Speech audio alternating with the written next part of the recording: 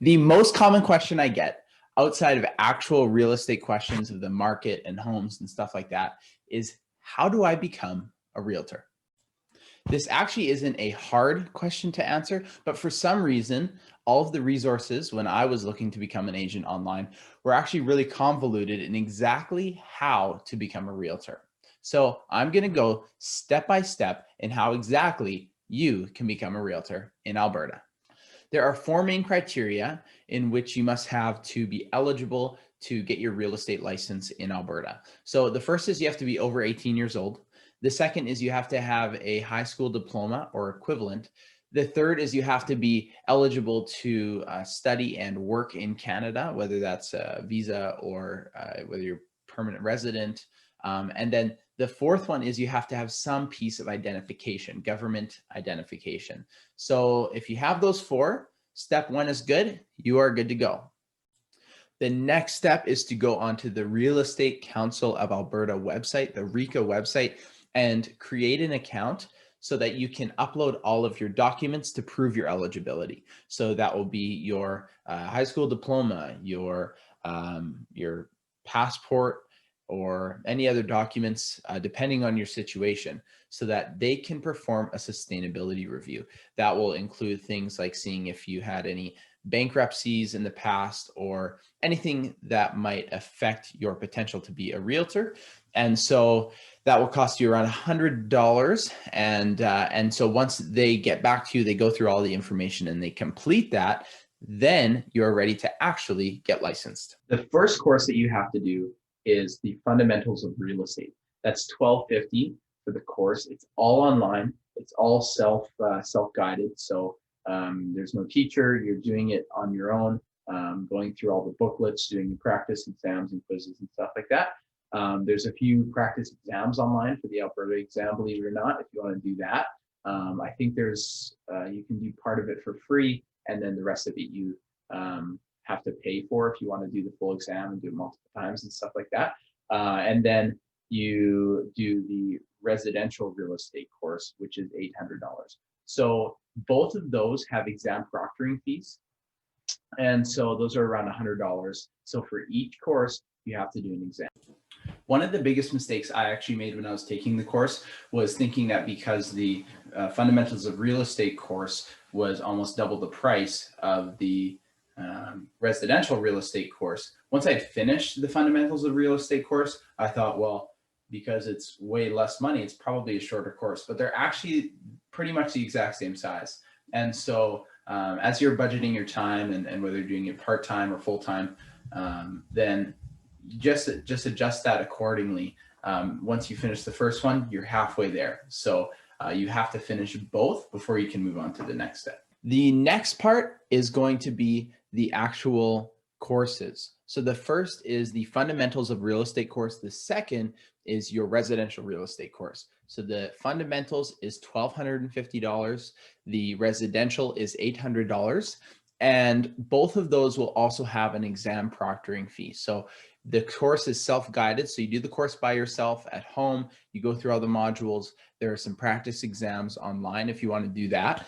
And then you can also pay for extra practice exams if you want to do that. I found the questions were pretty good, but I also found the knowledge fairly straightforward.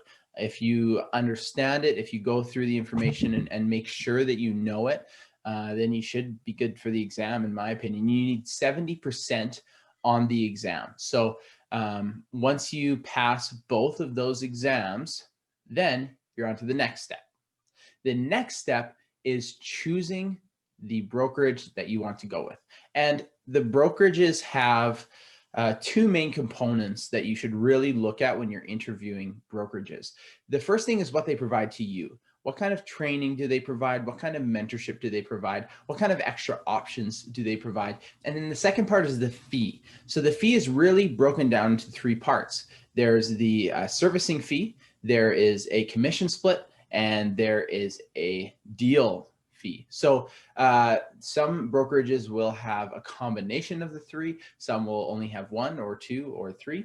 So generally the brokerages will have a monthly service fee that just pays for the people who do look through the paperwork, the people who do all of the back end stuff, that'll pay for them.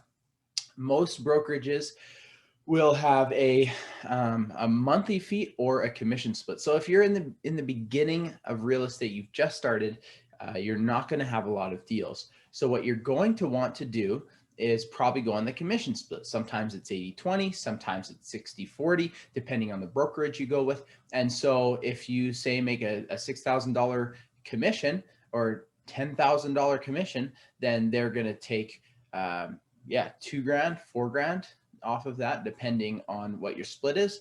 The other option some brokerages have is a monthly fee, and that would cover you for all of it. So if you're doing maybe $40,000 or $50,000 a month in gross commission income, then it's usually better for you to go to the monthly deal. It might be $1,000, $1,500, something like that. So then some will do a mix of all three. So you want to look at financially what they provide, but you also want to see what you're getting for that money. For instance, at my brokerage, eXp Realty, there are stock options. So when you do your first deal, you get a couple $100 in stock. When you hit certain milestones, you get company stock. And eventually we're hoping those stocks are going to pay dividends. And that's the thing that my brokerage offers, but there's lots of other stuff that different brokerages offer. So once you choose the brokerage that you want to go with, you register with that brokerage, and then you can go become part of the board. This is the last step in becoming a licensed realtor in the province of Alberta. You have your broker go sign you up at the board, you go pay your board dues, and you are ready to rock and roll. You can trade in real estate in Alberta. I hope this has been helpful. I hope I've answered most of your questions. I'm sure you will have more. If you have any more questions, feel free to reach out to me. I would love to help you out in your journey in real estate.